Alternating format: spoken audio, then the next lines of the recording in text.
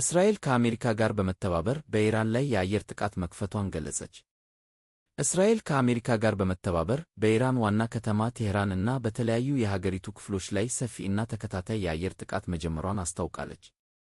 በቴህራን ከተማ ከፍተኛ የፍንዳታ ድምጾች እየተሰሙ ሲሆን ጥቃቱ የኢራንን የደህንነት መዋቅር ሙሉ በሙሉ ለማፈራረስ ያለመ መሆኑን አንድ የአሜሪካ ባለሥልጣን ለአልጀዚራ ገልጸዋል። እስካሁን ባለው መረጃ የኢራን ፕሬዝዳንት መስዑድ ፔዜሽኪያን መኖሪያ ቤት እና የደህንነት ዋና መስሪያ ቤትን ጨምሮ በ30 የተለያዩ ኢላማዎች ላይ ጥቃት መፈጸሙን የእስራኤል መገናኛ ብዙሃን ዘግበዋል።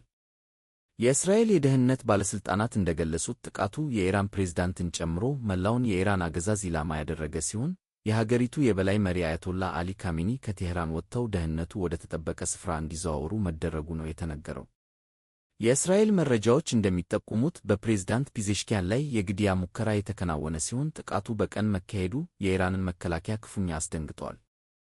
እስራኤል ለሚቀጥሉት 4 ቀናት የሚቆይ ከፍተኛ የጋራ ጥቃት ለማካሄድ ዝግጅቷን ማጠናቀቋን የገለጸች ሲሆን ከጥቃቱ በኋላ ቴህራን የቀድሞ መልኳን አትይዝም ስትል አስጠንቅቃለች።